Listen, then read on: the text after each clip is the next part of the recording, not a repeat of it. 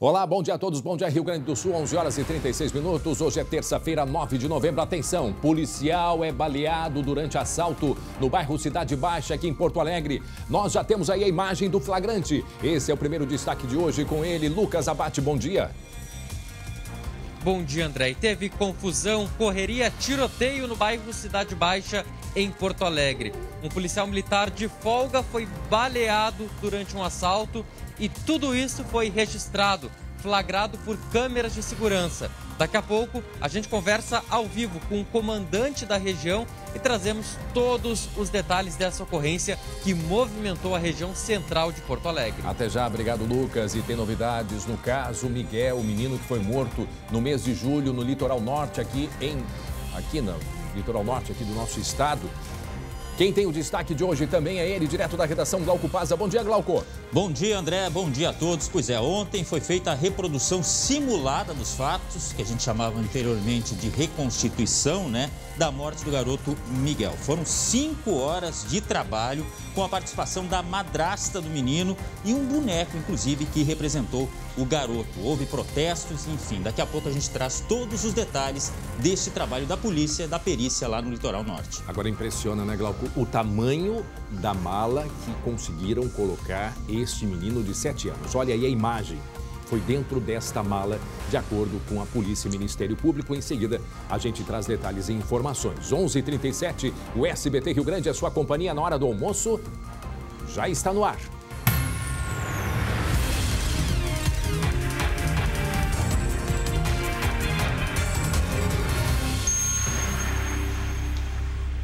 E daqui a pouco nós vamos mostrar, atenção, daqui a pouco nós vamos falar deste acidente. Olha a imagem de um caminhão que perde o controle, atravessa uma avenida, passa por diversos carros, gente, e bate, olha ali, coloca o áudio. Põe ali de novo, põe ali com áudio, se for possível põe com áudio. É impressionante, olha só a Kombi escolar, inclusive, ali pertinho. Olha aí, escuta. Olha o desespero. Ó a batida. Isso foi ontem de manhã, zona norte de Porto Alegre. Mas o que aconteceu com esse caminhão? Perdeu os freios? O motorista não estava no caminhão? Mais uma vez, ele passa por pelo menos 8 carros, moto, todos desviando, até que vai ao encontro dessa parede, deste muro. E aí ele vai, por causa da inércia, vai para frente mais um pouco. Olha, a Kombi escolar, que estava parada tentando ingressar na avenida, se está um pouquinho mais para frente, sabe-se lá o que não poderia ter acontecido. Olha só, imagem impressionante. Em seguida a gente vai trazer as informações a respeito desse acidente que aconteceu ontem aqui em Porto Alegre. E nós vamos trazer também detalhes de como terminou a história de uma noiva que estava indo para o casamento e sofre um acidente. Tá aí a imagem do carro que caiu num valão. Em seguida, a gente vai trazer as informações. E aí, saiu o casório? Como que foi? Imaginem um susto. Estava indo para o casamento, estava indo fazer as fotos com os padrinhos quando aconteceu esse acidente. Daqui a pouco a gente traz as informações. A imagem já revela, teve casamento sim, mas olha, foi um susto. Em seguida, a gente traz os detalhes. Agora, 11 horas e 39 minutos, você quer cuidar mais do seu sorriso? Quer? Então presta atenção nesse recado. Um recado especial que a doutora Roberta da Sorri Fácil tem para você. Boa tarde. Chegou a hora de você conquistar o seu sorriso. Aponte agora a câmera do seu celular para o QR Code aqui embaixo. Eu sou a doutora Roberta Biel e hoje estou aqui para conversar com você que sofre com a perda de um ou mais dentes e sente vergonha de sorrir. A Sorri Fácil tem tradição em implantes dentários em ajudar você a conquistar a sua confiança, com dentes fixos e de aspecto natural. O implante dentário é um procedimento cirúrgico simples e que melhora a sua alimentação e garante a segurança do seu sorriso. Não perca tempo, a sua qualidade de vida é a sua maior prioridade. Agende agora a sua avaliação pelo QR Code na clínica mais próxima de você. Ou ligue 0800 600 31 30. Ou ainda busque por Sorri Fácil nas redes sociais. Sorri Fácil, há 15 anos conquistando sorrisos. Chegou a hora de conquistar o seu. X igual a menos B mais ou menos raiz quadrada de B na segunda menos 4AC sobre 2O. Essa é a fórmula? Ô Glauco, eu tô aqui com a... Menos B mais ou menos raiz quadrada de B na segunda menos 4AC. Ou seja, estou aqui na matemática porque hoje no esporte vai ter muita matemática, Glauco. Eu já estava confuso só com os números. Agora você conseguiu acrescentar A, B, C, aí já me deu um nó completo. Eu não sei como resolver essa equação. Será que o Grêmio sabe? Mas quem tem que resolver em campo é o Grêmio. E hoje tem uma parte importante desta conta aí. Afinal de contas, o Grêmio enfrenta o Fluminense na Arena. É mais uma chance de tentar respirar para sair dessa zona maldita. Mas, afinal de contas, hein, qual é a possibilidade do Grêmio cair? 70%, 80%, 90%, será? A gente foi atrás de especialistas. Um deles vai estar hoje aqui no SBT Rio Grande nos dizendo, afinal de contas, qual é a possibilidade do Grêmio cair. Só um spoiler. Bota aí. É muito difícil você trazer um padrão e converter esse padrão de negativo a positivo do dia para a noite. Ele não acontece. No futebol de longo prazo essas coisas não acontecem, mas é futebol, né? Tudo pode acontecer, obviamente, né? Quem sou eu para tirar a esperança do torcedor, mas sendo frio, matemático e analítico, eu digo que o Grêmio está praticamente rebaixado. 6 vitórias em 9 jogos, né? Não, essa informação, ó, tem gremista que sentou agora. Não. Será? Bom, daqui a pouco a gente explica um pouco mais essa conta aí, com a ajuda do André Var, que entende também muito de número, de letra, enfim, ele vai fazer uma equação aí para tentar explicar também. Eu tô esperando, viu, André? Tá bom. Vai botando no papel aí. Já tô anotando aqui tudo. Do outro lado, sabe aquela música? Tá rindo à toa? É o Colorado, rapaz. Grenal com uma vitória, hein? Que santo remédio para curar todos os problemas. O Tyson, ontem, foi o participante do programa do Benjo, Arena SBT, e ele falou muito sobre essa rivalidade, esse clima de Grenal que não termina quando o árbitro apita. Aliás, meu amigo, está acontecendo muita coisa ainda, já a gente fala. Mas o Tyson, como eu disse, participou do Arena SBT ontem e falou sobre essa rivalidade. Vamos ouvir um trechinho aí. Bem sincero, eu não tô nem um pouco arrependido, cara. Não tô mesmo e falei para os meus companheiros hoje também não se sentir arrependido, porque quando o Inter perdeu, eles também zoaram, fizeram live, brincaram, fizeram isso, fizeram aquilo. Então eu não tô nem um pouco arrependido, cara. Porque segue aquela discussão, o Inter exagerou, não exagerou, deu troco, não deu troco, afinal de contas... Mas isso faz parte da polêmica, principalmente no momento delicado como esse do Grêmio, né, Glauco? Claro, tudo isso precipita maiores críticas dos gremistas, sem dúvida nenhuma. Porque se o Grêmio estivesse lá em cima, é mais um Grenal e tal, enfim. Bom, daqui a pouco a gente fala mais. E tem mais trecho do Tyson, olha, não perde. Ele falou poucas e boas nessa entrevista pro Benja. E até cantar ele cantou, rapaz. Sabe disso? Não. Adivinha que música? Não, fica assim. Fica assim, daqui a pouco a gente mostra que música o Tyson cantou no Arena SBT. Agora, eu falei para você, né, André? O Grenal é daqueles jogos que a gente não pode dizer, o jogo só acaba quando termina. O Grenal já terminou, mas a repercussão segue ao terceiro tempo do Grenal. Tem muita polêmica ainda. Tem gremista reclamando de lance que o árbitro não deu, a questão do VAR, enfim. E daqui a pouco a gente vai ter a participação aqui da Nadine Bastos, a nossa comentarista de arbitragem. A gente está vendo aí, ó, no jogo Grêmio e Palmeiras, também teve muita reclamação da arbitragem. O Grêmio, inclusive, dizendo o seguinte, ó, se não fosse a arbitragem, a gente não estava na situação que está. Será?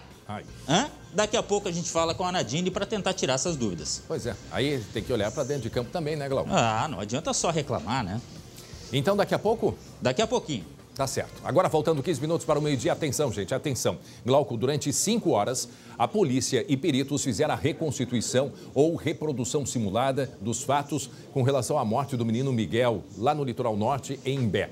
O crime aconteceu no final do mês de julho. O corpo, que foi jogado no rio Tramandaí, nunca foi localizado. Até agora não foi localizado.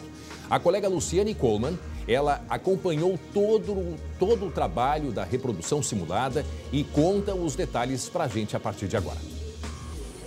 Durante o dia, o Instituto Geral de Perícias fez uma análise de toda a região com a ajuda de drones. A madrasta de Miguel, Bruna Porto da Rosa, de 23 anos, chegou no fim da tarde à delegacia de Imbé, escoltada por agentes penitenciários. A mãe de Miguel, Yasmin Rodrigues, de 26 anos, segue no presídio de Guaíba e, por orientação do advogado, não participou da simulação. O trabalho começou com o depoimento de Bruna, que relatou os detalhes do crime para as duas peritas. A segunda etapa da reconstituição foi naquela pousada onde as duas mulheres e Miguel moraram por 2 semanas.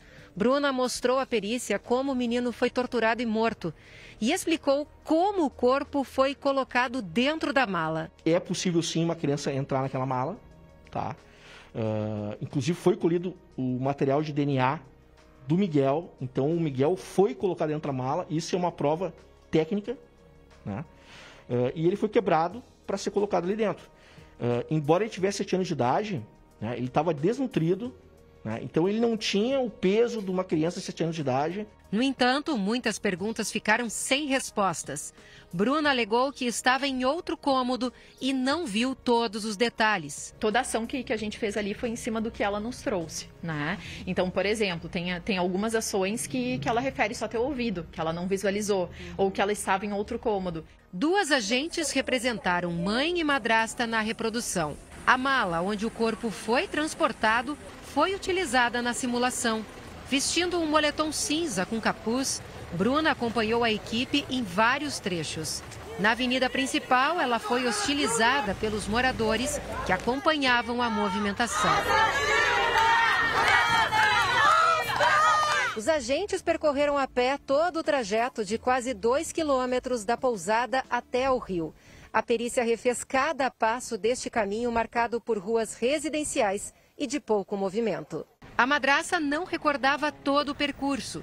Os agentes encerraram a operação na beira do rio Tramandaí. Bruna afirmou que ficou mais distante e não viu como Yasmin jogou o corpo na água. Nosso exame ele é baseado na versão, no relato que a envolvida traz, né? Então, por exemplo, nesse caso ela trouxe a sequência dos fatos que teriam acontecido naquele dia. Então, desde da parte da manhã, né, até o momento em que elas deixaram o apartamento. Então, todos esses atos, né, todas essas ações foram reproduzidas lá no local. A madrasta nega a participação no crime. A polícia pede, quando a investigação pede, que ela participe da reprodução simulada, ela mais uma vez vem e demonstra o que ela sempre vem dizendo, que ela não contribuiu ela não matou esse menino, ela não ajudou a matar esse menino. A única participação foi o percurso, onde ela estava em choque, e ela, medicada, sim, onde até vestida pela Yasmin ela foi, porque nem se vestir ela tinha condições,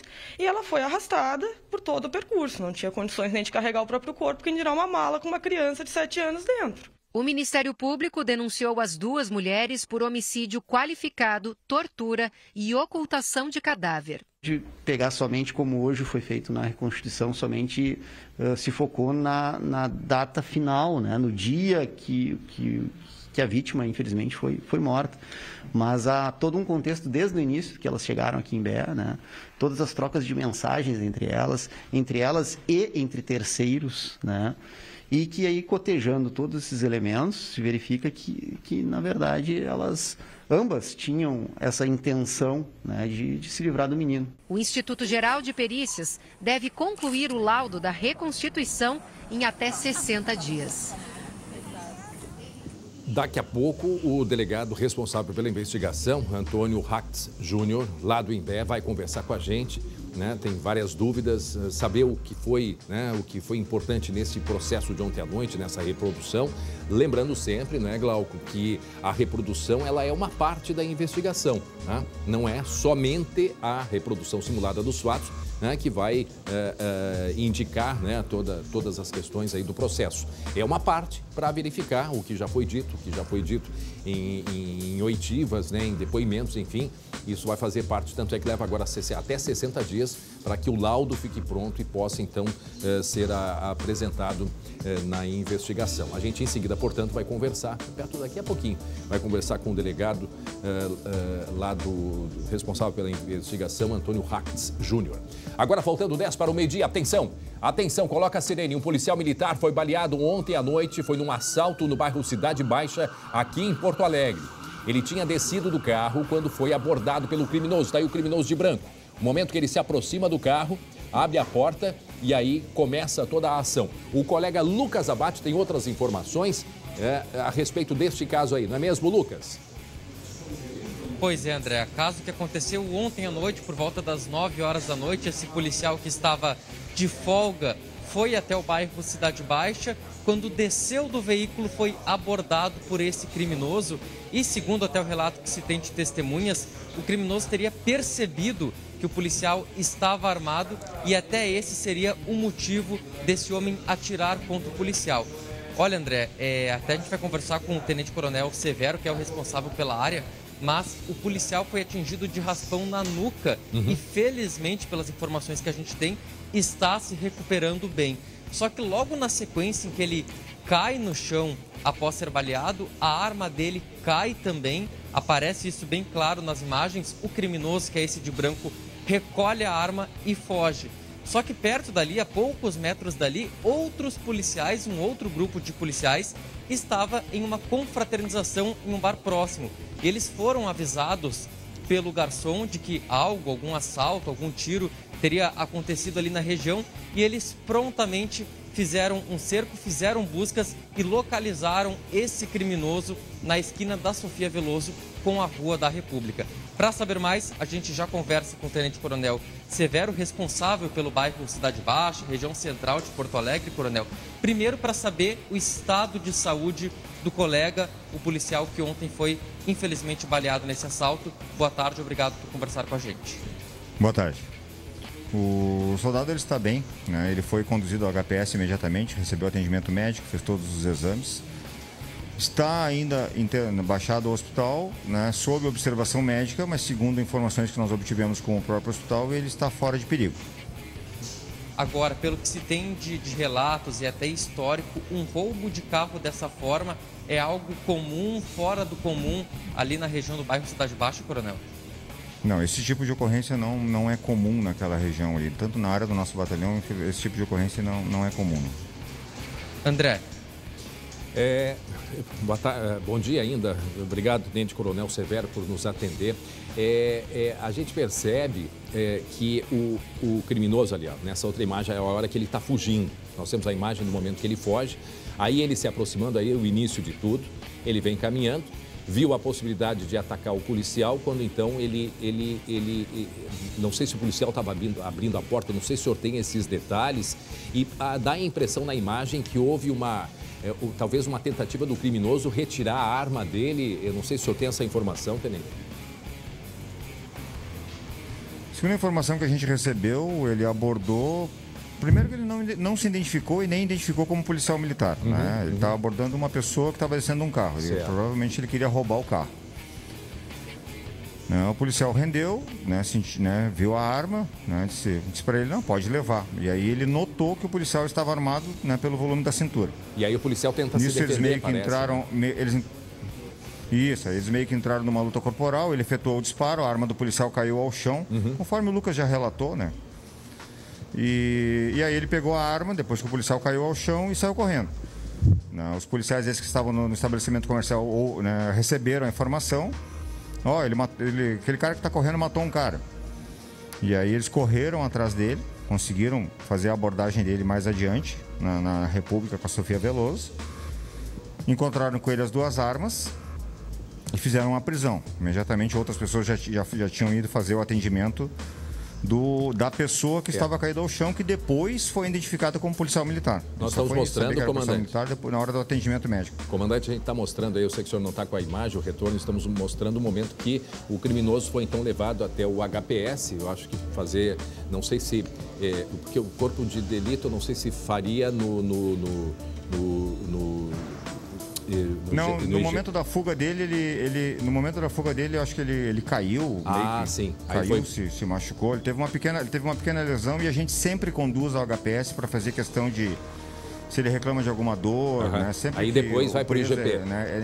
É conduzido para fazer a medicação. Então ele é medicado, é analisado pelo médico é pego um atestado de atendimento médico e depois ele é apresentado na Polícia Civil, que depois encaminha para exame de corpo de delito. Aí no caso do IGP. Agora, com relação à pergunta do Lucas, e o Glauco também, se quiser entrar nessa questão aí, o senhor falar que não é comum, o senhor tem um número de assaltos ou roubo de carro ali no bairro Cidade Baixa, nessa região, porque a polícia trabalha muito com estatísticas, né, comandante?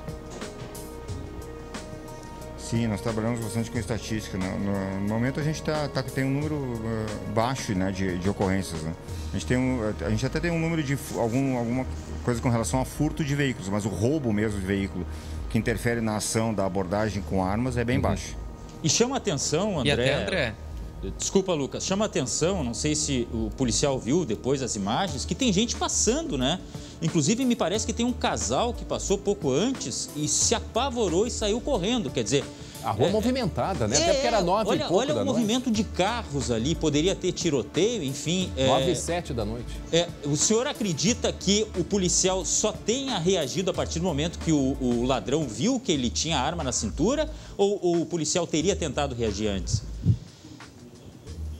Não, eu acredito que o policial, a partir do momento que viu que estava rendido pela arma, ele ia deixar o ladrão levar o carro e depois tomar providências policiais, né? Ele não ia depois que a gente é rendido, né, tu tentar sacar uma arma, né, normalmente a ação ela vai contra ti. Uhum. Agora o tiro foi de raspão, né? Poderia ter acontecido aí uma tragédia, porque ele ficou ferido, né? Na realidade ele penetrou, né? No ombro dele, saiu pelas costas, né? Teve uma lesão muscular. Transpassou. Mas não, isso, ele... A gente tinha informação que era na nuca. Ele foi próximo à nuca, né? Ele pegou ao lado do pescoço, próximo, né? Próximo ao ombro, em direção à nuca. E outros possíveis participantes? O André. Logo que nós chegamos, havia essa informação de outros possíveis participantes, né? Se fomentou essa história de um outro veículo e tal. Mas segundo os levantamentos que a gente conseguiu fazer com imagens do local, ele veio a pé de 2, 3 quadras anteriores ali. Se havia alguém com ele, algum acompanhamento, a gente não conseguiu identificar. Ainda não conseguimos identificar. Lucas. Era até essa questão que eu ia fazer aqui ao coronel sobre essa forma de atuação do criminoso sozinho, pelo menos ali naquele momento, que não é algo muito comum também entre ladrões de carros, principalmente, que normalmente atuam em duplas. Mas um outro comentário, André, ainda na linha do que foi dito antes pelo coronel, no momento em que o policial, por exemplo, está rendido ou numa situação mais complicada, está sozinho, o policial, quando ele vai disparar, ele tem que pensar também nas outras pessoas, nos moradores, nas pessoas que estão nos bares ali na região. E o bandido não tem nada a perder numa situação dessas. E é uma situação, não é mesmo, coronel, que deixa o policial numa situação mais crítica também para poder reagir. Sim, né? O policial militar ele é treinado justamente para pensar em todos os fatores, né? Com relação, mesmo estando a civil, a gente não deixa de ser policial militar. Tanto é que os policiais militares que estavam de folga tomaram ação imediata, entendeu? Né? E há quem possa dizer que não, era porque era um colega. Não, não era um colega. Eles nem sabiam que era um colega que tinha sido baleado ali no chão. Foram saber só depois na hora do atendimento médico. Comandante, mas correram atrás... Coronel, só para finalizar, sabemos e agradecemos a sua participação com a gente, a ficha criminal desse homem, a especialidade dele é assaltos desse tipo, levar carros, como é que qual é o costume dele, se é que ele tem, conseguiram ver a ficha criminal? Ele tem um monte de passagem, tem por furto, tem por roubo, tem por falsidade ideológica, ele era foragido do sistema prisional, ele tem uma boa ficha com diversos crimes. Muito bem, 11h59, para quem está chegando agora, foi ontem à noite, bairro Cidade Baixa, em Porto Alegre, um bairro com bastante movimentação, muitos bares, inclusive havia uma confraternização, né, entre policiais ali próximo. Quando ouviram esse tiro, não sei se ele ia participar, esse policial, desta confraternização, que ele é lotado, me parece que em Viamão, não ia participar dessa confraternização. Ele chegava, no momento que ele foi sair do carro, isso, gente, 9 e 7 da noite. Percebam o cuidado que a gente precisa ter em todos os locais, em todos os momentos. Vejam só, o policial parou no momento ali que foi abrir a porta, foi atacado por esse homem que está de branco. Momento que ele avança ali, tem o casal que o Glauco comentou, que passava por perto e sai correndo assustado. Como disse o comandante Severo, houve uma reação, uma luta no momento em que o criminoso avança por cima do policial e aí é disparado o tiro. Aquela flecha ali na imagem mostra o momento, que é muito, muito sutil, é muito difícil de ver, mas a arma do policial salta no chão. A gente vê um clarão ali, ó, muito próximo daquela coluna, daquele poste ali do portão, vê o clarão, o brilho da arma que cai, né?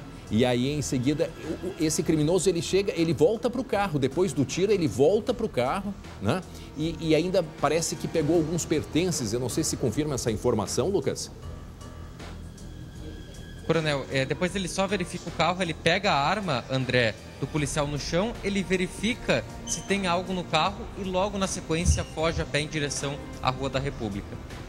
Olha, eu concluo aí, Lucas, André, que sorte, né?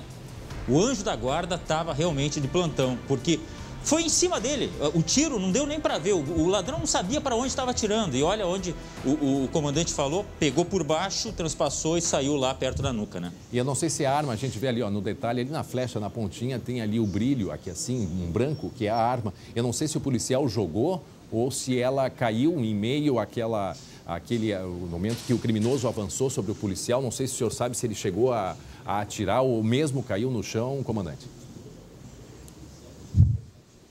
Desculpa, eu não consegui escutar. Não, a arma, ele atirou, a arma caiu. O André perguntou no estúdio, comandante, no momento em que ele cai no chão, a arma dele caiu também, ele atirou, foi algum tipo de reflexo? Não, a arma dele caiu. A arma do policial? Isso. A arma do policial, ela caiu ao chão, ela estava presa na cintura e aí, no momento que eles deram para o chão, ela, com o coldre velado que ele usa, ela caiu ao chão, na hora do puxão ali. Agradecemos ao comandante. Aí ele pega e depois sai correndo. Certo, agradecemos ao comandante que já nos atendeu aí, muito obrigado por ter nos atendido, né, Lucas? O Tenente Coronel Severo, muito obrigado por ter nos atendido. Lucas. André, a gente vai seguir acompanhando esse caso, todos os desdobramentos. A notícia boa, digamos assim, é de que o policial, apesar do susto, apesar da bala ter passado bem próximo à nuca, está se recuperando bem no hospital. E esse criminoso que agiu sozinho, ao que tudo indica, foi preso, já era um foragido, não deveria nem estar nas ruas, mas foi preso logo na sequência por policiais que estavam ali por perto e conseguiram também recuperar a arma do policial que foi roubado durante esse assalto. Bom, e durante a fuga ele caiu, se machucou. No momento que ele foi preso, foi levado até o HPS, onde a gente vê a recepção do HPS, depois entregue novamente à Polícia Civil. Como disse o comandante, diversas passagens pela polícia e a gente fica nessa situação, né? Olha, mesmo o número, como disse o comandante, deste tipo de ataque, ou seja, no caso, não é furto, é o roubo, porque houve um ataque com arma. Violência, né? Houve a violência, houve o assalto, não ser muito comum, há muito roubo de carro. Mas percebam que às 9h07 da noite, isto foi ontem, o quanto que nós temos que cuidar, né? O quanto que nós temos que estar atentos constantemente, porque o risco está aqui pertinho de nós, Lucas. Glau.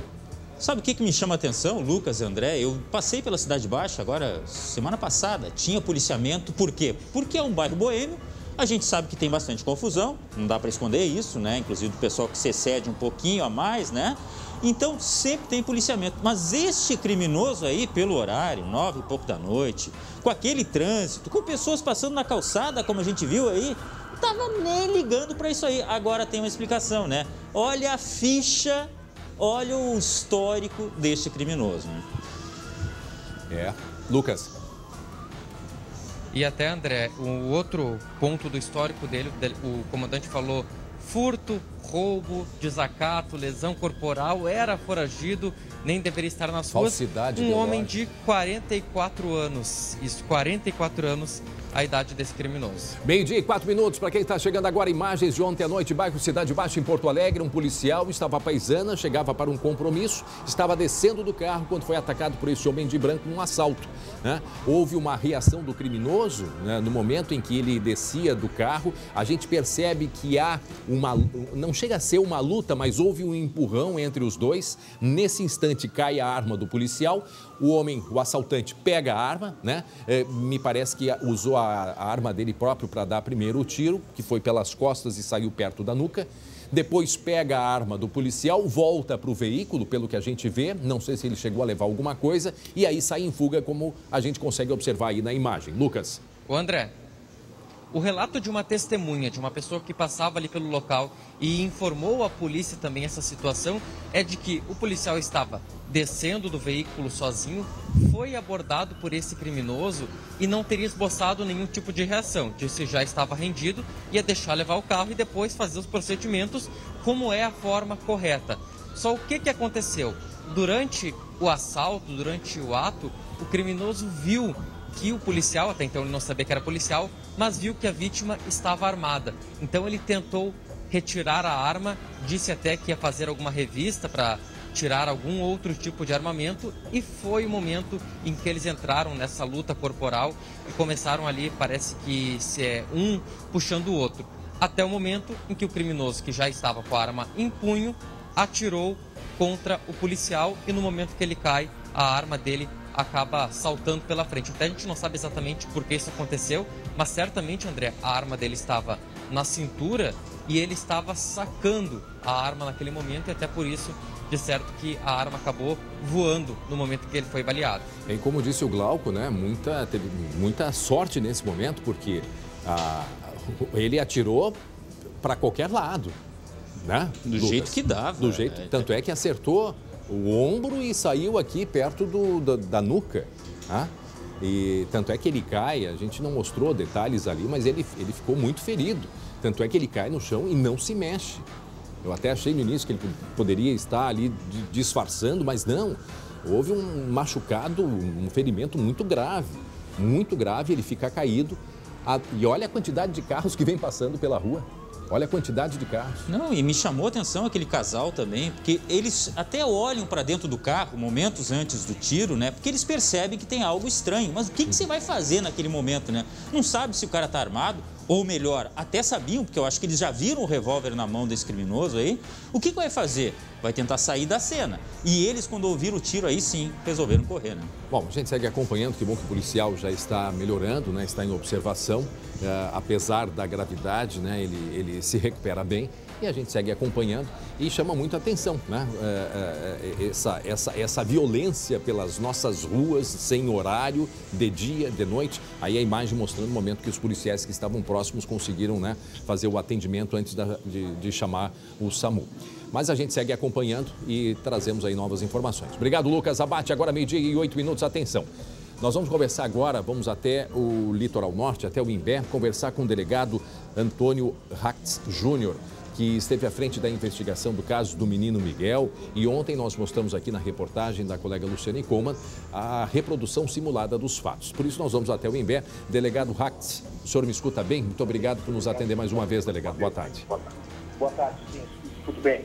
Delegado, o que foi importante ontem nessa reprodução simulada? Né? Sabemos que a reprodução é uma parte de toda a investigação, mas o que foi importante para o senhor essa reprodução simulada na noite de ontem? Foi importante a confirmação da versão trazida pela madrasta, né? Da dinâmica ocorrida no interior do apartamento, onde o menino foi morto. Confirmando que ele foi espancado ali também no banheiro, né? E que ele foi colocado realmente dentro daquela mala de viagens.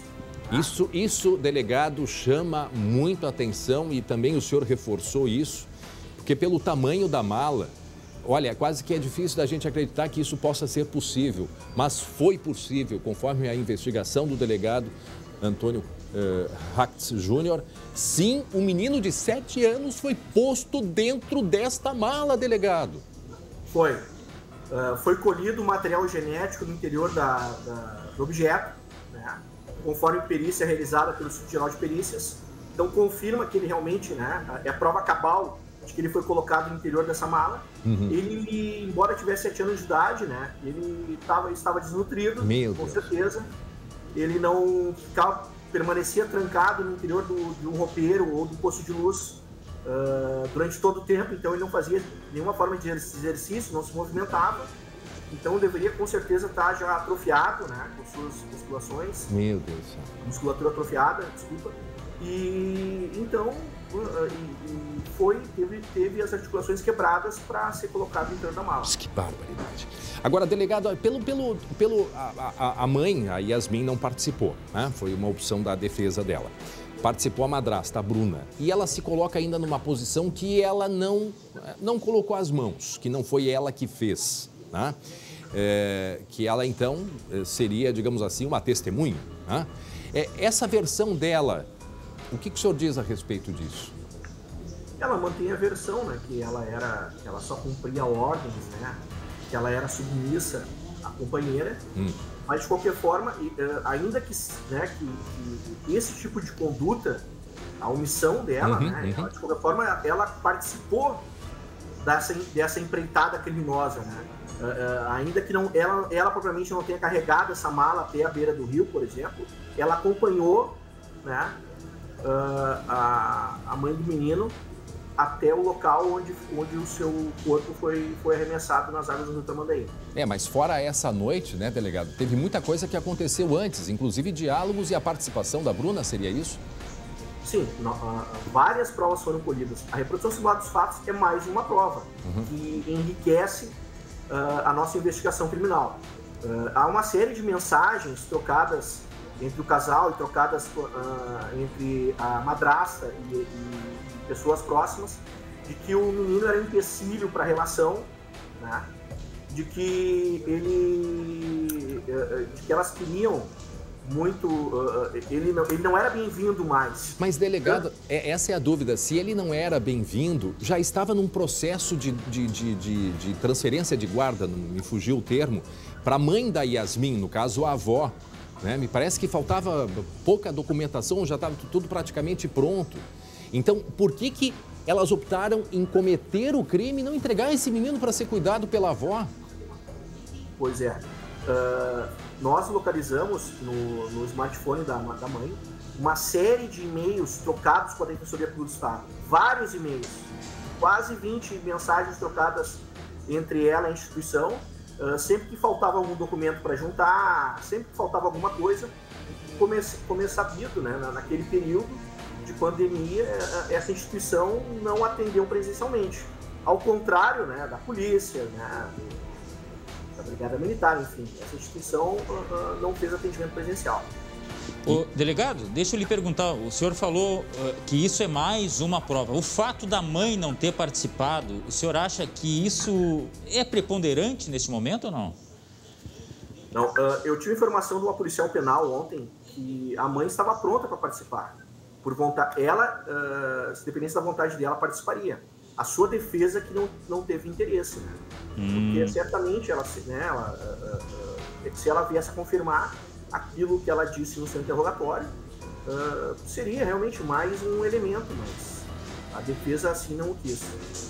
Delegado, tem dois pontos que eu quero conversar ainda com o senhor, que são, para mim, considero importantes. A gente está conversando com o delegado Antônio Hatz Júnior, que esteve à frente da investigação do caso do menino Miguel e segue ainda, né, a investigação ontem com a reprodução simulada. Há dois pontos que eu quero voltar com o senhor. Primeiro, que eu ouvi em determinado ponto que ela disse que estaria, só para eu entender bem, é a Bruna que estaria dopada na noite do dia entre 27 e 28, quando o menino morreu, é isso? Não. Quem foi mantido dopado, né, porque senão gritaria, ele estava gemendo de dor, e isso foi referido pela mãe no interrogatório, era a vítima. Mas a Bruna não disse que ela estaria sob efeito de remédios? Não, ela tomava medicamentos. Né? Mas isso não de uma certa forma, ela quer se retirar dessa cena, né?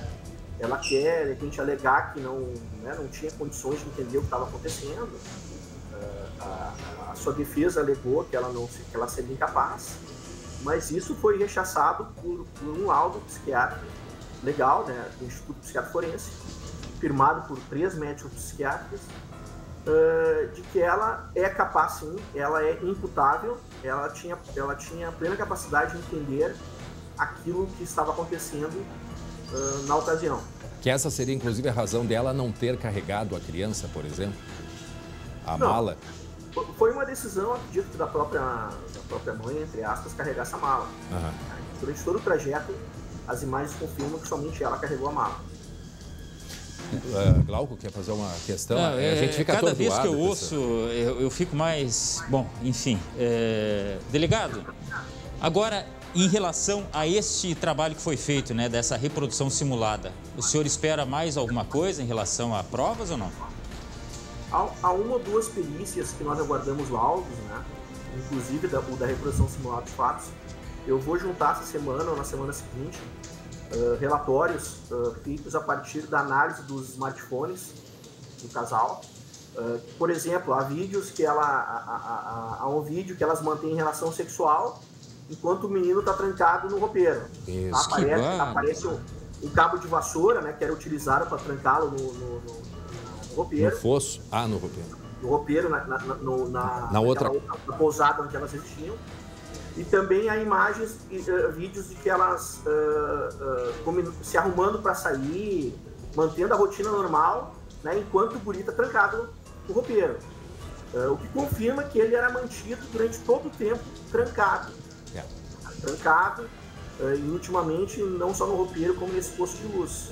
Pois é, e aí a gente compreende com isso que o senhor nos conta, que não bastava o fato de fazer a transferência da guarda.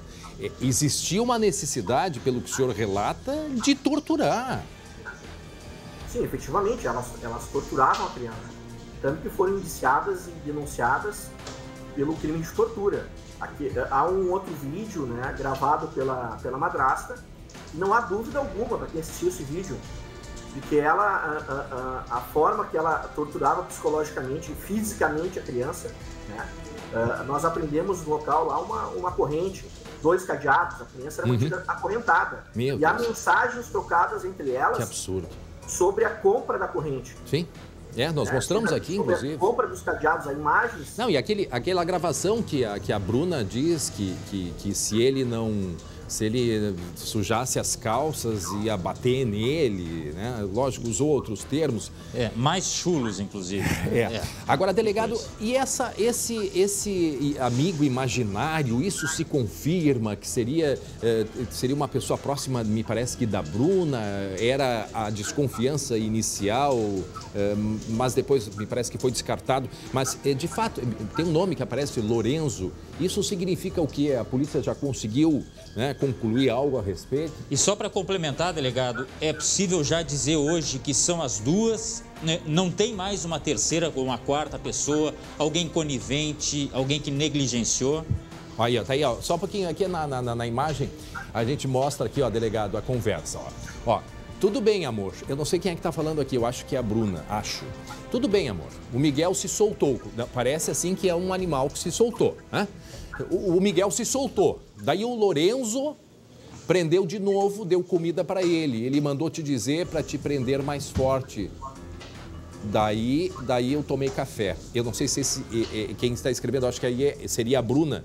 É isso, delegado? Isso. Realmente, nós, nos vídeos principalmente, que ela gravava no seu smartphone, ela exercia o papel de 2, 3 pessoas. Né? Ora ela se dizia que era o Lorenzo, que ela se vestia de forma mais masculina. Então, realmente, ela tinha ela interpretava 2 ou 3 personalidades. Nós não podemos esquecer, né, dos cadernos, né, o que ele era forçado a escrever, né, de todos os termos que ele era um caderno de caligrafia, né, e isso a perícia demonstrou que a letra é dele, né, a letra é dele, ele mesmo escrevia, e esse caderno, né, Mas tem uma letra de alguém junto, né, ele tinha que seria copiar. Seria da mãe. A mãe. A polícia não foi conclusiva aí, no sentido de que seria da madrasta. Sim, tá aqui a imagem do caderno, ó. Isso. Olha, é muito difícil da gente ler, mas um dos termos é uma coisa... Eu sou idiota, não mereço a mãe que tem. Olha, delegado, tá tudo escrito aqui, mas assim, ó, dói tanto na gente, dói tanto. De uma criança que deveria estar sendo ensinada a caligrafia, né? Ter o amor ali, no mínimo. A escrever do essa tortura lado... psicológica que ele vivia, né? Que ele era submetido. Não, eu sou malvado, eu não presto, eu não sei valorizar ninguém, eu sou um filho horrível, mas o que é isto, meu Deus do céu, a que ponto que se chega? Agora, delegado, a gente tem ouvido, acompanhado, não tenho aqui o número exato, mas percebe-se que agora na pandemia, eu acho que é o Ministério de Direitos Humanos que tem esse número. Para cada um caso no Brasil de criança que chega ao conhecimento da polícia, que sofre violência, tem outros 20 que não chegam até a polícia. E aí eu sei que o senhor fez um comentário há pouco sobre atendimento presencial. Eu acho que isso é algo que parece que o senhor anda muito preocupado nessa questão. Quando eu perguntei sobre que faltava pouco para transferir a guarda para a avó da criança, eu queria que o senhor fosse mais específico. O que o senhor chega a ser uma crítica, uma observação? O que lhe falta o que falta ao senhor quando o senhor comenta assim de que teria faltado atendimento presencial? Seria isso, um atendimento mais próximo? Porque eu acho que é um alerta importante que o senhor pode fazer agora, né, delegado? É uma constatação, não deixa também de ser uma crítica, né? Essa instituição permaneceu de portas fechadas para a população, não atendeu presencialmente, somente por e-mail, enfim, pelos canais que eles colocaram à disposição. Se tivesse tido atendimento presencial, teria sido resolvido num único atendimento. Qual instituição? E a guarda poderia ter sido transferida para a avó. Claro, isso não tem nada, isso é uma especulação. Poderia, isso não provocou a morte do Miguel. Quem matou o Miguel foi a mãe e a madrasta. Né? Não vamos concluir isso. Mas eu queria que ficou sem resposta às indagações do Glauco. Não há um terceiro envolvido. Né? Somente as duas. Agora, todos nós fomos responsáveis, porque eu não acredito que ninguém tenha ouvido. Ontem, quando nós fizemos a reclusão simulada do espaço na pousada, eu consegui escutar o barulho do chuveiro de um vizinho. Eu não acredito que ninguém ouviu nada, que ninguém desconfiou de nada, sabe? Então as pessoas não querem se meter. E eu tenho a nossa delegacia tem um selo de proteção aos animais e infelizmente há uma preocupação maior. Eu recebo ligações às vezes de madrugada porque um cachorro está sem água. Agora, para dizer que uma criança está apanhando, eu não recebo ligação. É uma coisa, olha, choca. Mas o delegado fala coisas que são verdadeiras. E eu até aproveito para lhe perguntar, delegado, o senhor tem filho, né? A partir desse fato, por toda a experiência, mesmo com toda a experiência, né? O senhor começou a olhar, por exemplo, para o filho de uma forma diferente? Porque eu tenho filho também pequeno e mudou muito. E mudou muito porque cada vez que eu olho para o meu filho, eu lembro de Miguel, de Bernardo. É uma coisa que corta. O senhor mudou? Com certeza, Glauco, porque nós olhamos nossos filhos. Eu tenho uma filha de 15 anos, um filho de 5, uma filha de 13 e um filho de 1, 4 filhos. Então, de poder abraçar mais, e a gente sempre tem esse cuidado de ver o que aconteceu na escola, quando dá banho nos filhos, ver se, né, caiu, onde se machucou. Claro, esse amor incondicional que nós temos pelos nossos filhos. Isso me revolta de tanta mãe, tanto pai que quer ter um filho, né? Aliás, tanta gente que quer ter um filho e não consegue.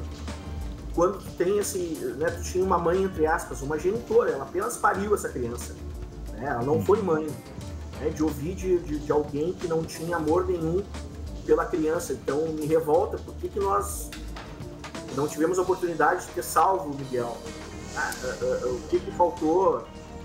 Mas esse, né, no Estado, não é o primeiro fato desse tipo que acontece. Quantos outros virão? Né? Nós ainda não... O que está faltando? Mas instituições nós temos a Polícia Civil, a Brigada Militar, o Conselho Tutelar, o Ministério Público. Tem uma série de canais para serem oferecidas denúncias. O que faltou? Bom, delegado, eu quero agradecer ao senhor e, ao mesmo tempo, eu acho que é importante esse trabalho que o senhor faz de reflexão, né?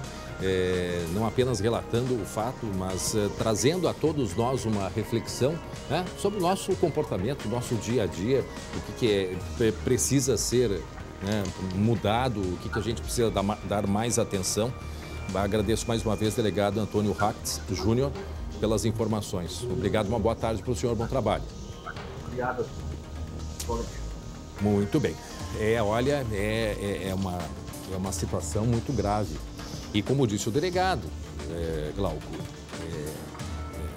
não teve atendimento presencial na época, que deveria estar sendo acompanhado, menino. Né? Deveria estar sendo acompanhado.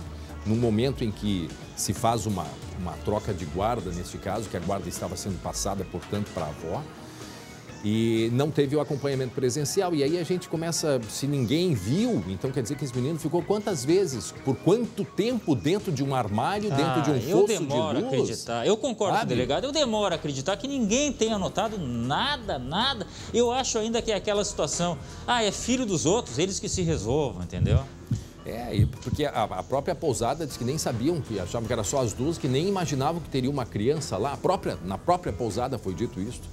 Mas nós seguimos acompanhando aí o caso do menino Miguel, lembrando o corpo dele, né? Depois de tantas e tantas buscas, ainda não foi encontrado. Meio-dia, 26 minutos, e atenção, mistério aqui em Porto Alegre. A polícia está à procura de uma advogada desaparecida há mais de um mês. Luciana Faleiro Heinze foi vista pela última vez saindo do apartamento da mãe dela, na região central de Porto Alegre. Acompanhe. Essas são as últimas imagens da advogada. Eram quase 10 horas da manhã do dia 30 de setembro, quando Luciana Faleiro Heinze, de 47 anos, entrou no prédio da mãe. 10 minutos depois, vestindo outra roupa, ela saiu e nunca mais foi vista. Ela tinha marcado com uma pessoa lá no fórum para juntas, né, irem resolver essa questão profissional. E ela não chegou até o fórum. Então, está nesse intervalo que houve alguma coisa, né, que a gente está buscando agora descobrir. Luciana chegou a ser policial civil no Rio Grande do Sul, mas, segundo a família, pediu exoneração para morar um período na Suíça. Há 2 meses, ela passou a morar em Santa Catarina. A advogada havia chegado há poucos dias aqui na rodoviária de Porto Alegre. Segundo a polícia, ela veio para a capital gaúcha por motivos profissionais e pessoais. A investigação agora houve pessoas com quem ela se relacionava na capital catarinense. Pelos relatos que a gente teve, não só dos familiares, de pessoas bem próximas dela, de amigos próximos dela, das pessoas com quem ela conviveu lá em Florianópolis, dão essa tônica de que ela estava fazendo muito uso de cocaína, de maconha, e chegaram até a mencionar a possibilidade de estar usando crack. E que isso tudo, né, com bebida alcoólica. Até o momento, nenhuma hipótese é descartada para o desaparecimento. Muito bem, meio-dia e 28 minutos, 23 graus é a temperatura. A meteorologista Estael Cias está com a gente, em seguida vai falar do tempo, não é, Estael? Qual é a grande manchete do tempo, hein? Frio? Frio. Cadê o calor? A Estael vai responder daqui a pouco. Meio-dia e 28 minutos, eu tenho um recado muito importante para você. Escolher seu plano e cuidar da sua saúde desde agora, sem carência. Já pensou? Se você não pensou, a IBCM, sim, pensou.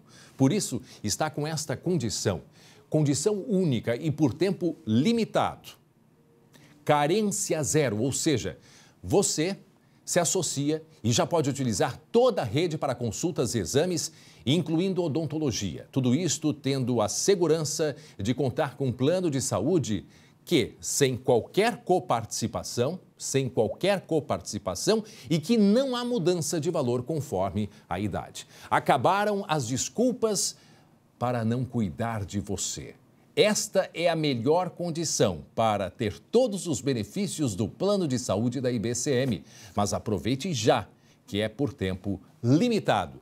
Ligue para 0800 647 5511 ou chame no WhatsApp que está aparecendo aqui, né, na sua tela. IBCM, o plano de saúde feito para o servidor público, municipal e estadual. Agora, meio-dia, 29 minutos, está na hora da gente falar de esporte.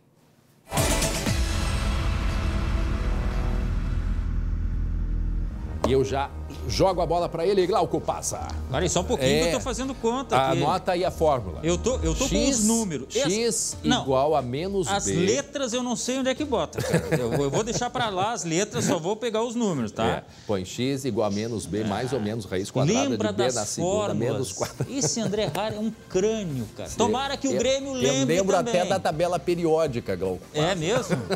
Que loucura, rapaz. Bom, mas vamos lá. Matemática, então. Cadum, né? Vamos saber como está a questão matemática para o Grêmio, já que a questão da bola tá difícil. E aí?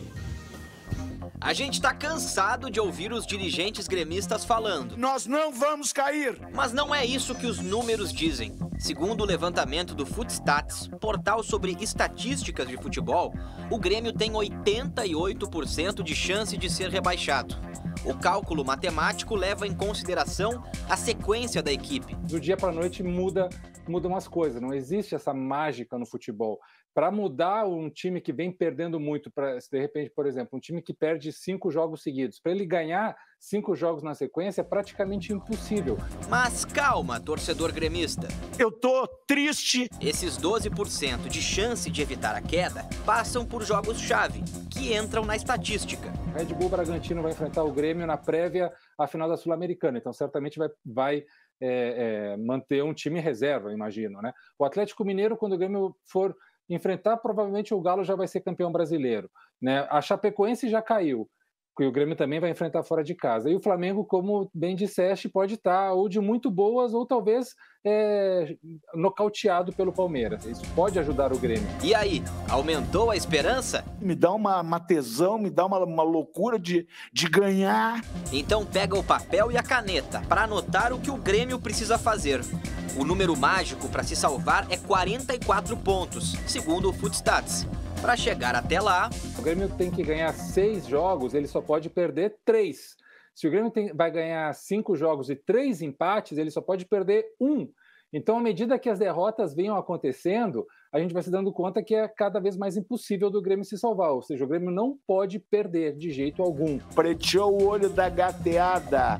E agora, será que o Grêmio alcança esse ousado objetivo? Estou preocupado? Estou, mas amanhã é um novo dia que se abre para nós buscarmos alternativas de solução para os problemas que nós identificamos hoje. A mudança tem que começar hoje mesmo, Denis, às 9h30 da noite, contra o Fluminense. É a grande expectativa para a partida de hoje à noite, Glauco. E tem que começar hoje, né? O negócio agora não tem mais tempo. Tem que começar de uma vez, André. São como é que é? São em 6 Tem que ganhar 6 em 9. Né? E pelo cálculo ali, de repente, perder um jogo, rapaz, bom, é difícil. Agora, o Grêmio está reclamando muito da arbitragem, né, André? Uhum. Por isso, nós temos uma convidada para lá de especial hoje, né? Recebendo ela aqui no nosso SBT Rio Grande, Nadine Bastos. Tudo bem, Nadine? Boa tarde, seja bem-vinda. Eu quero que você comente pra gente, em primeiro lugar, o que você achou daquele pós-Grenal? Aquela coisa que para muito gaúcho é maravilhoso, aqueles jogadores se engalfinhando, se dando beijo quase de raiva, Nadine. Boa tarde, Glauco, André, é um prazer estar participando com vocês. E realmente o Grenal é algo que parece que já é constante, né? Essa briga, essa confusão depois do jogo, um jogo com muita rivalidade. A arbitragem já prevê isso antes de estar preparada para esse jogo, já sabe que pode acontecer de tudo, a rivalidade é muito grande e isso está acontecendo com muita frequência, essa confusão. Dessa vez foi no final do jogo, mas muitas vezes durante o jogo também. É verdade. É algo que está se tornando normal, vamos dizer assim, o que não poderia, né? Agora, Nadine, teve expulsão aí, neste caso do Patrick, que segurou ali uma espécie de caixão, né? E do Cortez, que reagiu, foi lá cobrar, enfim. Me diga uma coisa, é proibido o jogador comemorar desta forma como o Patrick comemorou? Não é que é proibido comemorar gol. Muitos falam, a arbitragem está acabando com o futebol, não deixa mais os jogadores comemorarem o gol. Não é esse caso. Aqui tudo que for como incentivo à violência, como se você estivesse provocando o seu adversário, e isso pode gerar uma confusão generalizada, a violência em si, a arbitragem, pela regra do jogo, tem que punir o jogador. E o Patrick, da maneira de levar num caixão, de forma provocativa, com certeza é uma atitude que a arbitragem até já deveria estar prevendo que isso poderia acontecer, mas o jogador, sim, pela regra do jogo, tem que ser punido. E depois disso a gente viu que realmente essa ação dele provocou uma reação do seu adversário, o Cortez também, que já veio, não aguentou, acabou sendo expulso também. A arbitragem, na atitude dela, foi correta em relação a isso. Agora, que muitas pessoas falam também... que não pode comemorar. Depende da maneira que comemora. Mas também toda é uma questão de momento, né? Momento que a gente vive, olha, a gente está em meio a uma pandemia, assim, eu ouvi muita crítica nesse sentido, sabe? Que as pessoas, né, que é um tipo de comemoração que não seria talvez bem o momento para se fazer. Claro, conhecendo e sabendo de toda a polêmica que existe, né, entre Grêmio e Inter, mas enfim, tudo isso é levado em consideração também, né, Nadine? Muitos falam que há tempos atrás isso não seria punido, ou isso era frequente, que faz parte do evento, do futebol, a comemoração e a provocação do seu adversário. Mas eu concordo com você que o momento em que nós vivemos, eu acho que tudo que gera violência, agora que os torcedores estão voltando ao estádio, deveria ser comemorado, uma festa, e acaba sendo cada vez mais violento. Então, acho que isso é uma maneira que tem que ser punida. Existem provocações saudáveis para se fazer com o seu adversário, mas dessa maneira eu acho que gera cada vez mais confusão e mais violência. Agora, quem fez o gol do Grenal foi o Tyson. E quem participou do Arena SBT ontem foi o Tyson. E ele falou sobre essa rivalidade, essa comemoração, Nadine. Vamos ouvir o que ele falou aí. A gente não comemora, o nosso torcedor ia pensar assim, pô, mas os caras não estão felizes que nem a gente está aqui fora. A gente colocou 25 mil pessoas no estádio e os caras não estão felizes, aplaudiram nós e foram embora. Não, cara, a gente tem que comemorar, a gente comemorou bastante. Algumas pessoas falam, estão comemorando o título. Não, a gente não está comemorando o título, a gente está comemorando uma vitória num clássico Grenal, que fazia muito tempo que o Internacional não vencia assim. Um clássico Grenal, venceu no Campeonato Brasileiro do ano passado, mas perdeu os dois do Gauchão, empatou o primeiro e perdeu o segundo, perdemos o título e a gente foi zoado, então a gente ganhou esse e zoou também. Arerê! Se depender de mim, vai estar na B. Que coisa. Isso aí, olha, tem coisas no futebol que a provocação sempre é bem-vinda, porque eu acho que mantém aquele clima, mas realmente é de se pensar. Eu estou perguntando aqui, Nadine, para o nosso editor, a gente pode ir até amanhã? Ah, não pode. Porque isso aí renderia muito assunto. Bom, tem outro lance do Grenal, que o Grêmio pediu pênalti no Jeromel, o Moisés caiu sentado em cima dele, só que a grande maioria, ou quase todos, disseram não foi pênalti e tal. Agora tem um lance de uma rasteira, que, olha, o Tyson ainda está cantando lá no pátio do Beira-Rio. Agora, esse lance de uma rasteira de um jogador do Grêmio num funcionário do Inter. Isso logo após o jogo. Eu te pergunto, Nadine, mesmo não estando em súmula, isso pode ser punido, por exemplo? Pode ser alvo do STJD? Como é que funciona isso? Pode sim, mesmo que não esteja relatado em súmula, o STJD pode utilizar imagens para denunciar o jogador. Não deixa de ser uma agressão, algo que está sendo visto através das imagens e pode ser denunciado sim. Agora teve também um gol, Nadine, não sei se você viu, teve ali um elemento estranho ao campo. No gol do Internacional. Sim, teve um torcedor, amigo, olha aí. Só faltou ele tocar a bola para dentro. Isso também é possível, é passível de punição? A gente sabe que qualquer tipo de invasão é um agente externo, né? Então, se ele entrasse no gol ou fizesse alguma coisa dentro da partida, não é que seria punido. Talvez o clube, mas como é um agente externo, a arbitragem não tem como punir, né? Pedir só para tirar o jogador dali, policiamento. Mas isso daí é em relação à punição do clube da segurança, de não permitir aquela segurança total e deixar a invasão acontecer. Tem tempo ainda? Posso fazer mais uma pergunta, Nadine? Não, eu estava olhando essa questão do VAR. A impressão que a gente tinha é que o VAR ia chegar para, né, digamos assim, para que seria um consenso. Que seria um consenso, digamos assim. O André quer terminar com a polêmica do futebol. Esses jornalistas de carpete, esses caras formados em universidade 9 estrelas, não dá. E aí, André? Não, é a Nadine que responde. Pois é, mas aí se cria mais polêmica ainda, né? Mais confusão, me parece, ou não? Muitos achavam que o VAR seria um milagre, né? A salvação dos erros da arbitragem. Até a arbitragem, de fato, achava e acreditava que iria facilitar o seu trabalho, mas não é o que nós estamos vendo. Mas eu sempre falo, não é a culpa da tecnologia, e sim da arbitragem, que para mim não está preparada ainda para utilizar a tecnologia. O treinamento ainda não é o ideal. Falta muito, eles precisam treinar mais em relação a utilizar. Principalmente, eu acho que a dificuldade é a comunicação entre os árbitros. Vamos dar comunicação dentro da cabine do VAR, dentro do campo. Essa discussão, a integração, né, essa discussão do preparo, né, do preparo do árbitro, essa é outra que vai até depois de amanhã, né? Vamos pedir mais 2 programas. Olha só, vamos dar um pulinho no lado azul do Rio Grande, porque senão, olha, a maior reclamação vem do Grêmio. Mas vamos começar por um fato lá de trás. O Rafinha, ele vai a julgamento por causa de uma briga com o Gandula no jogo contra o Santos. Isso sim também está dentro das possibilidades de punição, porque afinal de contas o Rafinha teve no mínimo uma atitude antidesportiva, né, Nadine?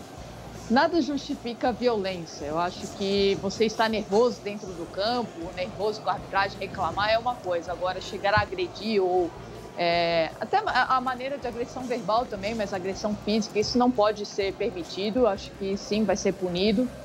São atitudes que a gente lamenta em relação até a um grande jogador, que é o Rafinha, um jogador super experiente, e passar por esse momento, eu acho que realmente demonstra que a parte mental dos jogadores está um pouco aflorada demais. Bom, ainda sobre lances do Grêmio, estamos explorando aqui a Nadine, porque afinal de contas nunca é demais. Especialista a gente não tem a todo momento, tá? Porque o Grêmio reclamou muito, mas bota muito nisso no jogo contra o Palmeiras. Como o Palmeiras é o time do chefe aqui, a gente vai falar um pouquinho mais baixo, Nadine. Mas assim, ó, tem reclamação de um impedimento no gol do Elias, depois tem reclamação na barreira, que teve aquele empurrão ali, enfim, teve um impedimento do Borja também, que foi reclamado. Você acha que o Grêmio tem razão em reclamar de tantos erros de arbitragem? No gol do Atlético Mineiro também, na falta que originou o gol do Atlético, na cobrança de falta? Eu acredito que as reclamações, todo mundo tem o direito de reclamar quando acha que está sendo prejudicado. Não vejo problemas em relação a isso. Agora, em linhas do árbitro de vídeo, né, o VAR, linhas de impedimento, de fato, foram lances milimétricos, né, que a gente viu ali que realmente no gol do Elias, teve um outro lance também que tivemos a linha de impedimento, que é algo que a gente precisa se conformar que a tecnologia, sim, vai existir lances milimétricos que algumas vezes vai ser a favor do seu time e algumas vezes vai ser contra o seu time. Muitos falam assim, se fosse outro árbitro que estivesse passando a linha, talvez o resultado final fosse diferente, por ser tão justo, né? E de fato, sim, na minha opinião, sim, pode ser que fosse outra pessoa traçando aquela linha vertical, se é no ombro, se é um pouco mais à frente, um pouco mais atrás, até pela divulgação do árbitro de vídeo, a gente vê que existe uma atenção do árbitro na cabine falando para o operador, é mais à direita, mais à esquerda. Então pode ser sim que isso tenha o resultado final, mas jamais com a intenção de prejudicar. Isso eu não acredito, né? Aquela... Deliberado. Sim, mas são lances justos que tem que acabar acreditando na tecnologia de quem passou a linha e passou corretamente. Sem dúvida. Agora, o lance do pênalti lá, do braço do jogador, para mim não teve erro da arbitragem. Acho que foi certo. Acho que as reclamações estão um pouco também exageradas em relação a isso. Por falar em arbitragem, nós temos a final da Libertadores logo ali em seguida e tem um nome que já está definido justamente para comandar o jogo, Néstor Pitana. Tá bem? Árbitro argentino, vamos dizer que ele é considerado o árbitro mais experiente da América do Sul. O árbitro tem 2 Copas do Mundo, a abertura e a final da última Copa do Mundo 2018, tem 2 finais de Libertadores, mas eu sempre falo, a arbitragem ela vive de momentos. O currículo dele é invejável, é algo que de fato tem que ter respeito pelo currículo, mas não acredito que ele é o árbitro que vive o melhor momento hoje. Sim. Vamos dizer, esse ano eu não acredito que ele esteja numa boa fase. É um árbitro que já tem 46 anos, para mim pode ser que ele se aposente depois dessa Libertadores, dessa final. Acredito também que... Ninguém falou isso, tá? É uma opinião, pelo que eu venho vendo das atuações dele. Ele tem dificuldade de se locomover em campo, já não é mais a mesma coisa no seu posicionamento. É um árbitro que também não gosta muito de utilizar o árbitro de vídeo, isso já acho positivo, porque ele toma decisão em campo. Mas eu acredito que seja uma despedida, isso é o que eu estou achando. Falar em despedida, a gente tem que ser despedida, né? Chegou a hora. Infelizmente, mas já que a gente vai ter programa amanhã, depois da manhã falando, a gente está convidando já a Nadine quando puder. Por enquanto, muito obrigado, Nadine Bastos. Eu que agradeço, é um prazer estar com vocês e pode convidar que eu apareço sim. Um beijo. Seja sempre bem-vindo ao Rio Grande do Sul. Obrigado, Nadine. Muito obrigado por ter participado com a gente. Agora, faltando 15 minutos para o meio-dia, você vai ver daqui a pouco as informações deste acidente aí, de um caminhão desgovernado. Olha só a imagem, gente. Foi ontem de manhã em Porto Alegre, atravessando de ré uma avenida. Ó a batida, ó a batida. Vamos botar com áudio uma vez? Tem como botar com áudio? Que é impressionante, gente. E cadê o motorista? Olha o áudio, escuta aí, escuta aí. Olha ali a Kombi, uma Kombi escolar ali, uma van. O pessoal buzinando, olha aí. Olha a batida agora. Pois é. E aí? E aí, gente? Daqui a pouco a gente vai explicar, de fato, o que aconteceu. E ainda, as informações sobre uma noiva que estava indo casar quando o carro caiu num valão. Isto foi em Sapiranga, do Vale dos Sinos. Teve casório ou não teve? Em seguida a gente vai explicar. E ainda, a Estael Cias, com a previsão do tempo para os próximos dias. Aí, imagens ao vivo de Gramado, 22 graus é a temperatura, céu azul em Gramado, muitas flores ali, hein? Muitas flores no Lago Negro. É um rápido intervalo e a gente já volta.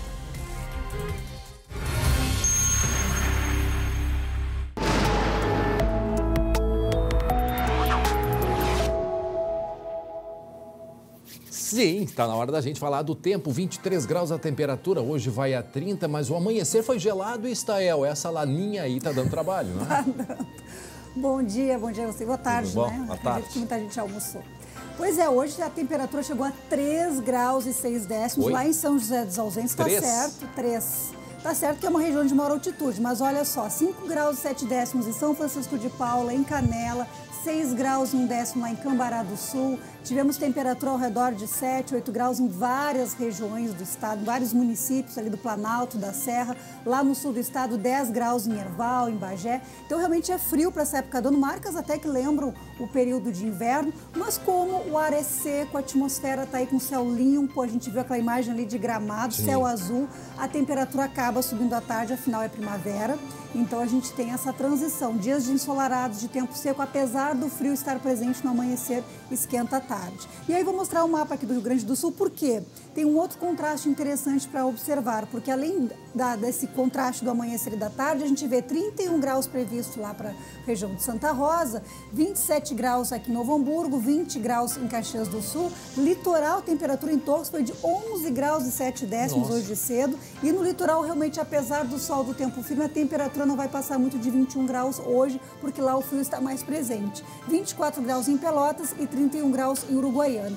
Falo dessa diferença de temperatura entre o interior e a faixa mais litorânea, porque é isso que vai trazer aquele vento mais constante no final da tarde. A gente tem observado aí o fim de tarde um tempo mais ventoso, e isso deve seguir ao longo da semana, porque vai seguir esse contraste, esquentando mais aqui na fronteira com a Argentina e nestas áreas mais do leste, um padrão um pouco mais ameno de temperatura. Mapa no gráfico de 4 dias aqui para Porto Alegre, a gente consegue ver como vai evoluir o tempo nesta semana. Vejam, não tem chuva pelo menos até a sexta-feira.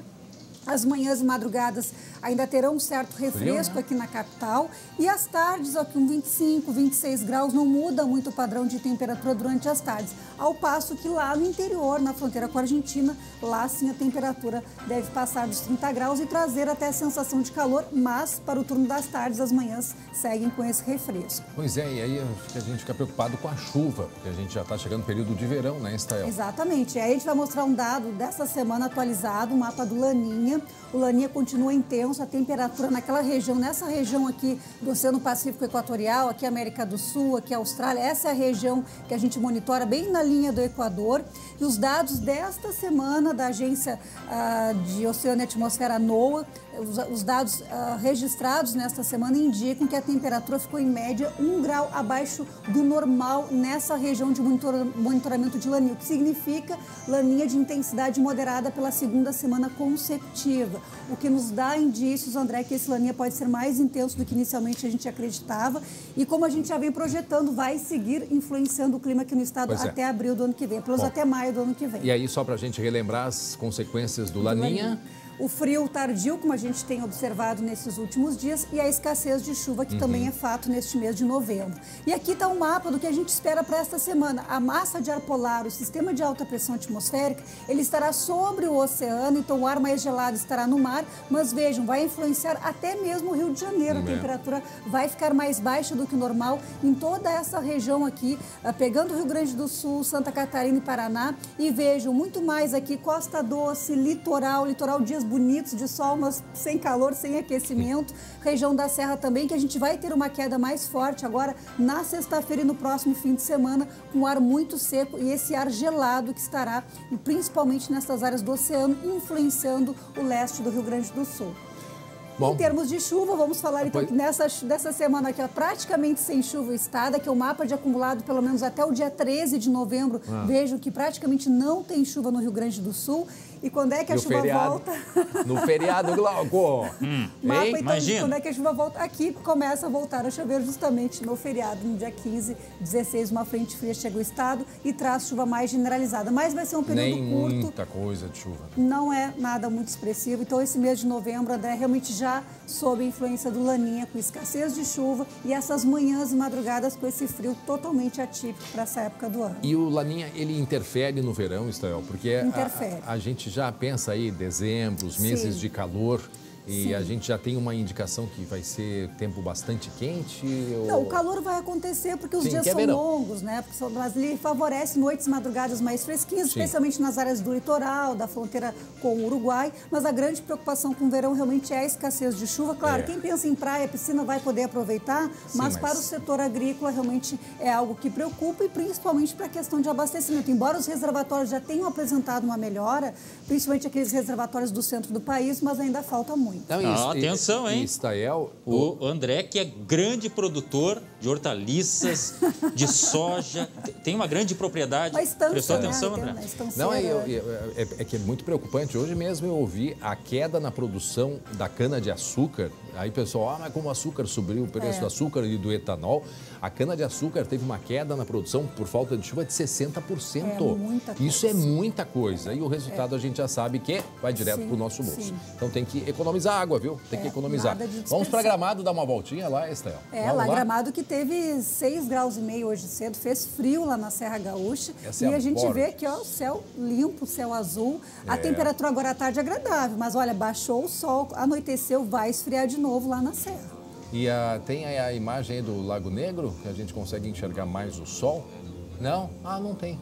Eu sempre fico olhando pro pessoal atravessando a rua ali. Sim. O pessoal respeita. Alguns param, bem. outros não. Tem uns que vão direto ali. Eles vão direto. Botar um negocinho desse em casa para ficar olhando, né? Não, é uma distração. É uma distração.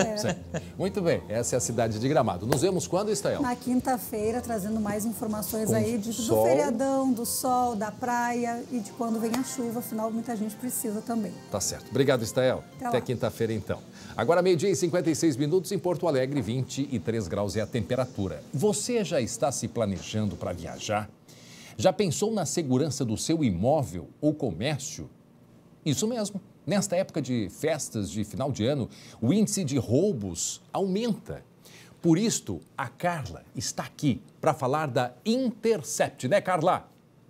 É isso mesmo, a Intercept preparou um desconto especial para você aí poder viajar com tranquilidade neste fim de ano e começar a pagar a primeira mensalidade só em março do ano que vem. E com a Intercept, o seu patrimônio fica protegido. Tem central de monitoramento 24 horas e ainda serviço de monitoramento de alarme, câmeras de segurança, cerca elétrica, atendimento tático e rondas 24 horas. Se você não quer se preocupar com obras, ainda tem a opção do kit Smart Alarme e ele é fácil e rápido de instalar. Em menos de 3 horas, o seu patrimônio estará monitorado. Então corre agora e envia um WhatsApp para o número 995808338. 995808338. Primeira mensalidade, gente, só para março. E a Intercept cuidando aí do seu patrimônio. Muito bem, Intercept, um abraço aos nossos amigos da Intercept e um abraço para a nossa colega Carla também. Muito bem, gente, olha só essa história aqui da noiva. Glauco, escuta essa, Glauco, presta atenção, Glauco. Tá vendo esse carro, Glauco? Tá vendo esse carro? A noiva, final de tarde, chovendo, indo para o casamento, indo fazer as fotos, Glauco. O que acontece? O que acontece, Glauco? Havia um carro no valão. Detalhe, esse carro levava a noiva. Este carro havia batido num caminhão. Isso aconteceu na esquina das ruas 25 de Julho e Antônio Vasco da Gama. Houve, então, essa colisão e o veículo foi parar dentro de um valão. A noiva dentro? A noiva estava dentro e quem dirigia era o marido da noiva, tá? Isso aconteceu no sábado. Aí, o que aconteceu? Eles tinham que casar. O marido não, pai da noiva. O pai da noiva. Me corrigiram aqui. Não. Os pais da noiva e a noiva. O noivo não vê a noiva antes do casamento, só um pouquinho. Não. Era o pai da noiva, tá? Que aí dá azar, aí ia dizer, viu? Deu azar o noivo. Eu que me enganei, desculpa aí. Eu já estava dizendo. Aí o que aconteceu? Eles saíram do carro, como não tinham lesões graves, foram pro casamento, logicamente, né? Claro. Compromisso marcado é compromisso cumprido. E casaram. E, se Deus quiser, serão felizes para sempre. Agora, o susto, meu amigo. Inclusive, a gente tem a palavra da noiva sobre tudo isso que aconteceu. Vamos ouvir. Estava eu, meu pai e minha mãe no local do casamento. Eu não estava vestida de noiva, estava com o Robert que eu faria as fotos com as madrinhas. E num cruzamento onde a placa de pare é oculta no meio das folhas, nós não vimos, passamos reto e um caminhão bateu direto em nós. Como a pista estava molhada por conta da chuva, o carro rodopiou e nós caímos dentro do arroio. Eu não sei dizer exatamente o que eu senti, porque eu senti muito medo, eu senti muito desespero. Fiquei com muito medo de perder minha mãe, pois o caminhão bateu bem do lado dela. E eu liguei para o meu noivo, ele veio imediatamente, liguei para uma madrinha. Os padrinhos foram nos acudir, os moradores ajudaram nós a sair de dentro do arroio. Mas tirando o acidente, tudo foi lindo, saí como planejamos e o casamento foi incrível. Ô Thaís, que sejam muito felizes. O noivo viu a noiva. Ele viu, Glauco. Eu disse, o Glauco vai pegar no pé. O noivo viu a noiva antes do casamento. Mas que barbaridade. Eles estão muito felizes, estão aí os dois. Agora eu fico pensando, um alerta importante que a noiva fez. A placa de pare tapada por causa da vegetação. Tá? E aí, pista molhada? A pista molhada, o caminhão bate justamente onde a mãe dela estava sentada.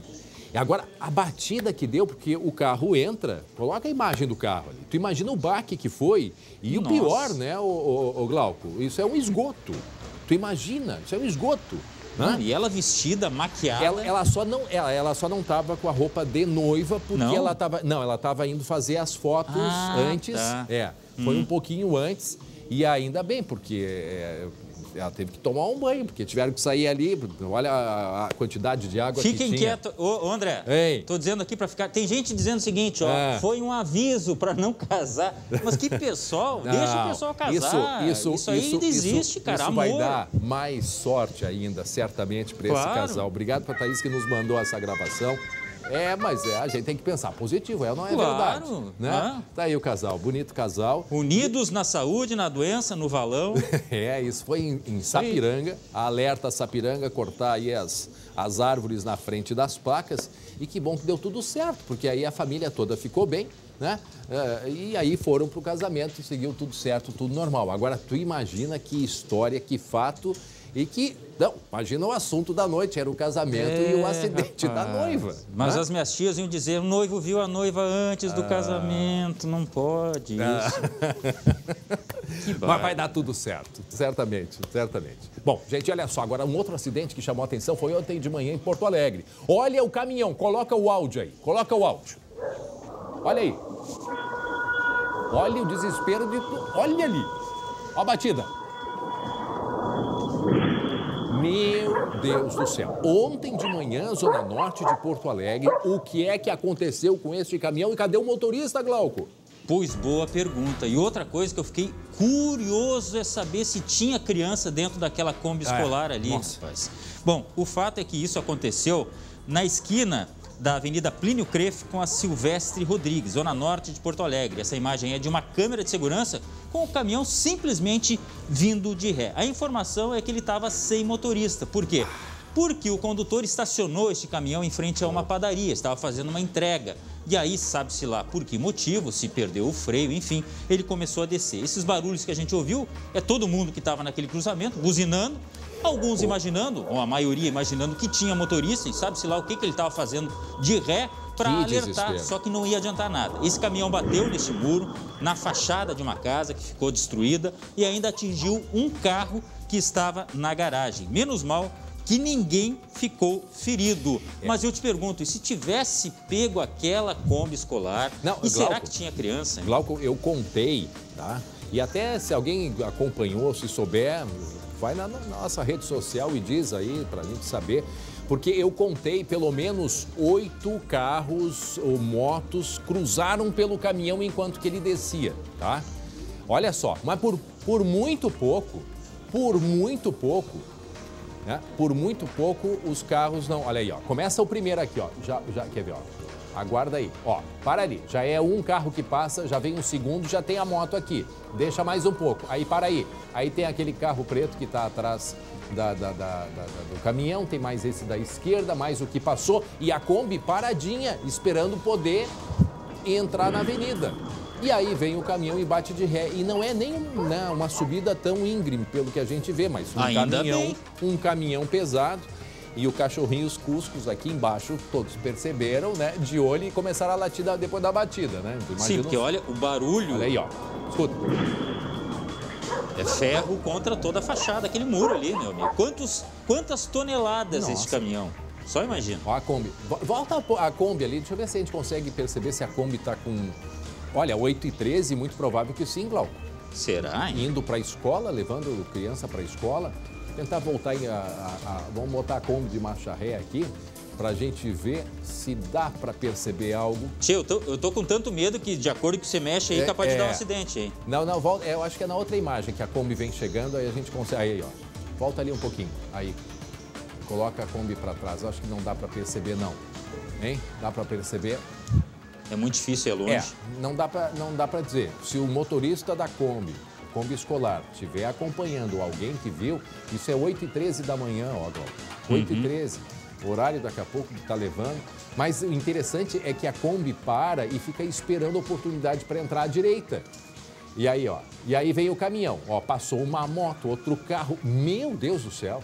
São pelo menos 10 veículos que conseguem desviar do caminhão. Até que ele bate e, no fim, um carro parado na garagem, que é o que foi atingido, né, Glauco? Imagina alguém falar só um pouquinho que deu um acidente aqui na esquina. O que houve? Um caminhão desceu de ré. Não, olha o risco que foi isso aí. Meu Deus do céu. Não, e agora está chegando a imagem de um outro acidente, com morte, inclusive, é isso que me avisam. Vamos dar uma olhadinha. Vamos ver, atenção, agora. Isto foi um acidente, né, envolvendo um caminhão e um carro na RS 452, em Bom Princípio. Meu Deus. Matou uma idosa de 71 anos, condutora desse carro, um Palio, né, identificada como Dulce Maria Zimmer, tentava atravessar a rodovia quando então foi atingida pelo caminhão. Ela infelizmente morreu no local. Isto foi no domingo, né, final de tarde, início da noite. E ali o carro aquele pegou retorno. Do lado do motorista ainda, né? Nossa, pegou exatamente nela, né? Isso, Bom Princípio, né? Bom Princípio, 6h42, ainda está claro, né? Ainda está bastante claro, na verdade. E uma coisa que me chama a atenção nessas horas, Glauco, tu vê que parece talvez não seja um motivo, tá? Mas deixa eu chamar a atenção, o sol. Olha o sol, a sombra projetada aqui na rua. Então, pode essa senhora, na hora de fazer a conversão, com o sol, que pelo visto o sol está bem em direção a ela. Né? O sol, no caso, ele está aqui, tanto é que a sombra é projetada aqui na rua. E nessa situação, esquece frear o caminhão, não tem como, né? Não, o caminhão nem freia. E o carro vira, dá umas 2 voltas, ó. Dá umas 2 voltas. E já era Não tem imagem até o fim? Não tem imagens? Era uma senhora de idade já, né? Era bom se tivesse até o fim, 71 anos, se tivesse até o fim para ver onde que ia parar o caminhão. O caminhão e o carro, né? Que tristeza, 71 anos. Muito bem, vamos encaminhando ao encerramento, Glauco Paz. A gente volta amanhã a partir das 11h30. Hoje, 19h20, tem a segunda edição. É hoje que é o jogo do Grêmio? Hoje à noite. Hoje amanhã à noite. A repercussão. E amanhã a repercussão é às 9h30 da noite o jogo do Grêmio. Grêmio e Fluminense. Muito bem. 1h07. Ficamos por aqui agradecendo a audiência de todos. Uma boa tarde. Até amanhã. Tchau, Glauco.